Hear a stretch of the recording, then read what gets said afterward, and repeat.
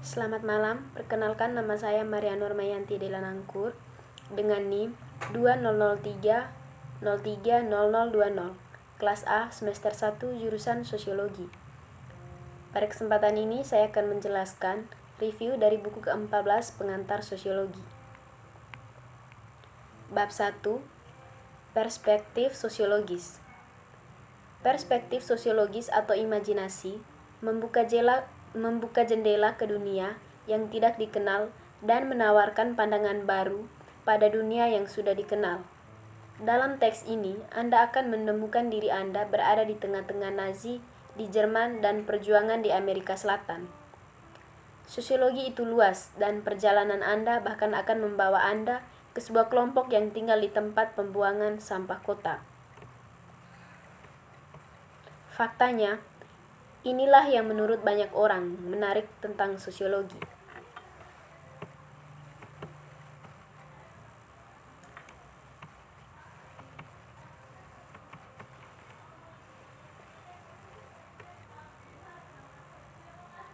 Hal ini memberikan karakteristik khusus pada setiap masyarakat, seperti gagasannya tentang peran apa yang pantas untuk pria dan wanita. Dengan biografi Mills menunjuk pada pengalaman Anda dalam latar sejarah tertentu yang memberi Anda orientasi hidup. Singkatnya, Anda tidak melakukan apa yang mereka lakukan karena Anda mewarisi beberapa mekanisme internal seperti insting. Sebaliknya, pengaruh eksternal, pengalaman Anda menjadi bagian dari pemikiran dan motivasi Anda, atau kita dapat mengatakannya seperti ini. Di pusat dari apa yang Anda lakukan dan bagaimana menurut Anda adalah masyarakat, tempat Anda untuk tumbuh dan lokasi khusus Anda dalam masyarakat itu.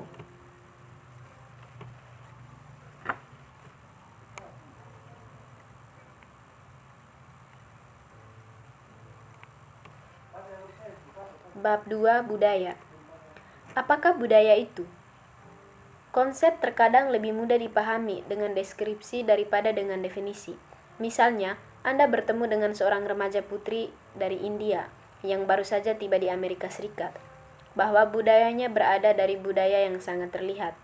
Anda pertama kali melihatnya di pakaian, perhiasan, riasan, dan gaya rambutnya. Selanjutnya, Anda mendengar dalam pidatonya.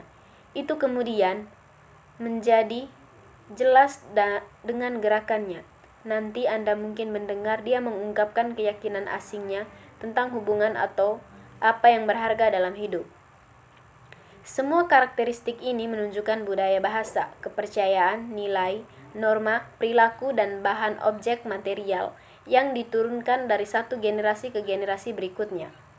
Di Afrika Utara, saya dikelilingi oleh budaya yang sangat berbeda dari budaya saya.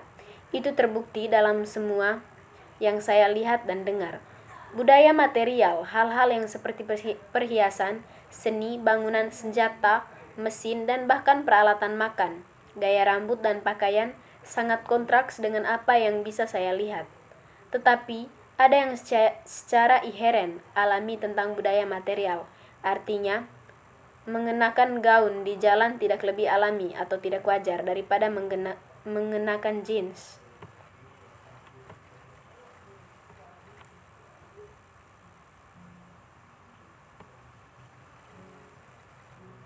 Bab 3, Sosialisasi. Anda tahu, Anda memiliki lebih banyak tahapan di depan saat Anda menjalani hidup. Tahapan ini dari lahir sampai mati disebut jalan hidup.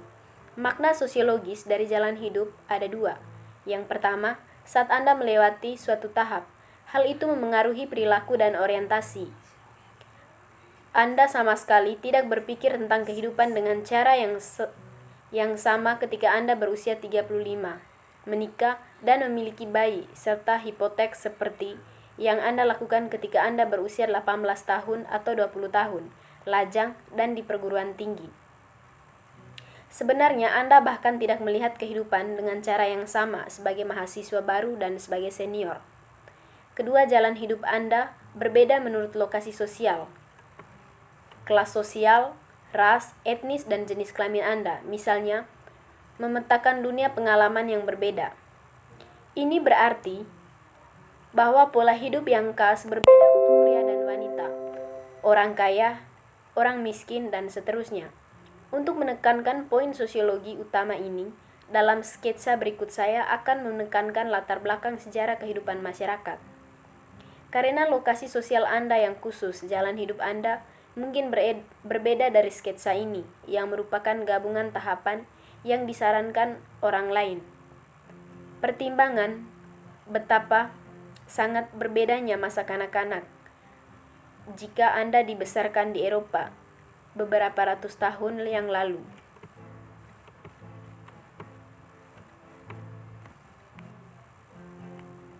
Bab 4. Struktural, sosial, dan interaksi sosial. Ahli teori konflik dan fungsionalis menggunakan pendekatan ini untuk menganalisis hal-hal seperti kelas sosial dan bagaimana kelompok terkait satu sama lain. Jika mereka menganalisis pria penjuru jalanan, misalnya, mereka akan menekankan bahwa orang-orang ini berbeda di bagian bawah sistem kelas sosial AS. Status mereka yang rendah berarti bahwa banyak peluang tertutup bagi mereka. Para pria memiliki sedikit keterampilan kerja, sedikit pendidikan, hampir tidak ada yang bisa ditawarkan kepada majikan. Namun, sebagai pria yang badan sehat, mereka tidak berhak atas kesejahteraan, bahkan untuk batas 2 tahun sehingga mereka bergegas untuk bertahan hidup. Akibatnya, mereka akan menghabiskan hidup mereka di jalanan. Pada level kedua, mikrososiologi. Fokusnya adalah pada interaksi sosial, apa yang dilakukan orang ketika mereka berkumpul. Sosiolog yang menggunakan pendekatan ini cenderung menganalisis aturan laki-laki atau kode untuk bergaul, strategi bertahan hidup mereka, bagaimana mereka membagi uang, anggur, atau sumber daya apapun yang mereka miliki, hubungan mereka dengan pacar, keluarga, dan teman, di mana mereka menghabiskan waktu, dan apa yang mereka lakukan di sana, bahasa mereka, urutan kekuasaan mereka, dan seterusnya.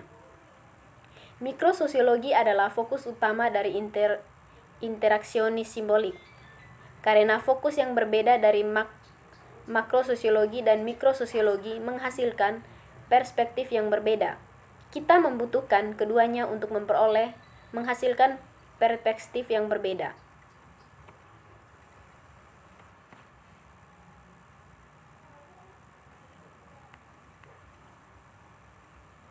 Bab 5.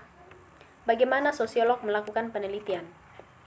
Sosiolog melakukan penelitian di hampir setiap bidang perilaku manusia. Secara makro, mereka mempelajari hal-hal yang luas, seperti hubungan, ras, militer, dan krisis ekonomi global.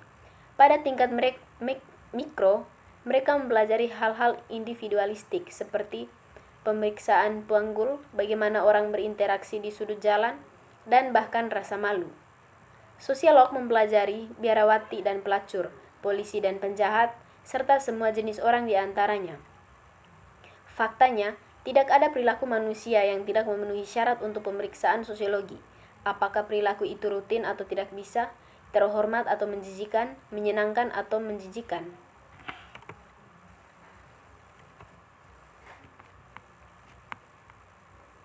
Bab 6. Masyarakat ke jenjang sosial.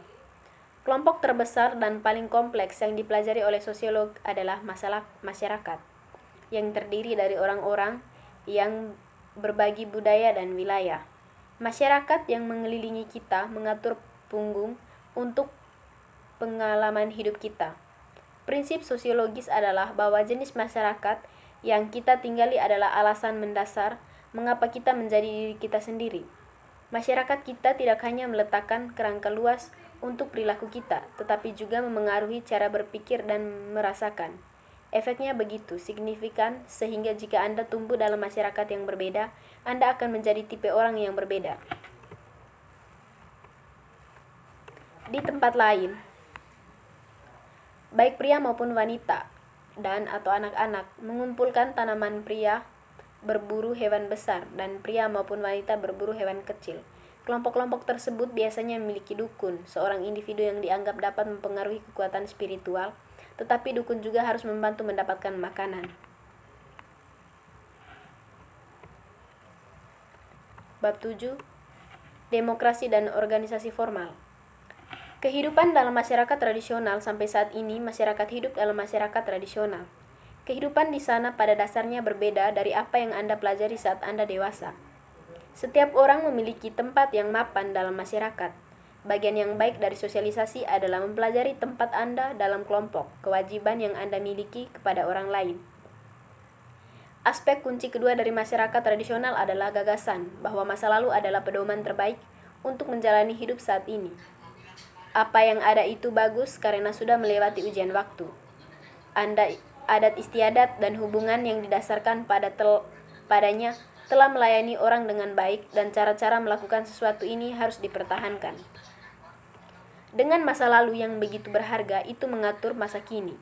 Perubahan dipandang dengan kecurigaan dan terjadi secara perlahan jika ada.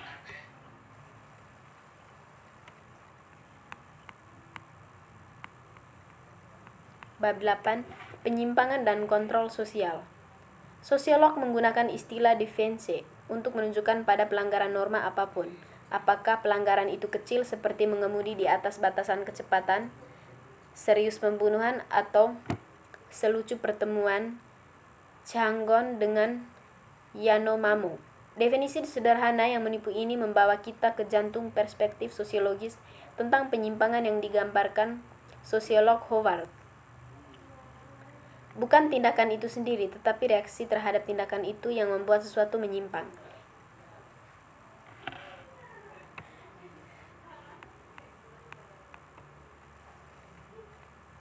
Bab 9. Jenis kelamin dan gender. Sebagian besar sosiolog setuju dengan Weber bahwa ada lebih banyak kelas sosial daripada hanya hubungan seseorang dengan alat produksi.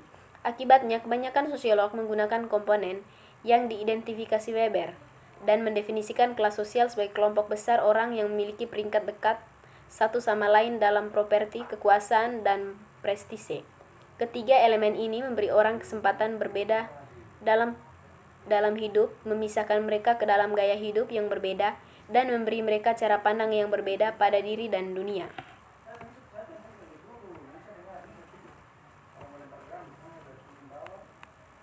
Bab 10. Jenis kelamin dan gender. Ketika kita melihat perbedaan antara perempuan dan laki-laki, hal pertama yang bisa muncul di benak kita adalah jenis kelamin, ciri biologis yang membedakan laki-laki dan perempuan. Ciri-ciri seks primer terdiri dari vagina atau penis dan organ lain yang berhubungan dengan reproduksi. Ciri-ciri seks sekunder atau perbedaan fisik antara jantan dan betina yang berhubungan langsung dengan reproduksi. Ciri-ciri ini menjadi jelas pada masa pubertas ketika laki-laki mengembangkan otot yang lebih besar, suara yang lebih rendah, lebih banyak rambut, dan tinggi yang lebih besar. Sementara perempuan mengembangkan payudara dan membentuk lebih banyak jaringan lemak dan pinggul yang lebih besar. Gender sebaliknya adalah karakteristik sosial, bukan biologis. Gender terdiri dari perilaku dan sikap apapun yang dianggap pantas oleh kelompok untuk laki-laki dan perempuannya. Seks mengacu pada laki-laki atau perempuan, dan jenis kelamin mengacu pada maskulinitas dan feminitas. Singkatnya, Anda mewarisi jenis kelamin Anda, tetapi Anda mempelajari jenis kelamin Anda saat Anda mempelajari perilaku dan sikap yang menurut budaya Anda sesuai untuk jenis kelamin Anda. Baik, itu saja dari saya. Sekian dan terima kasih.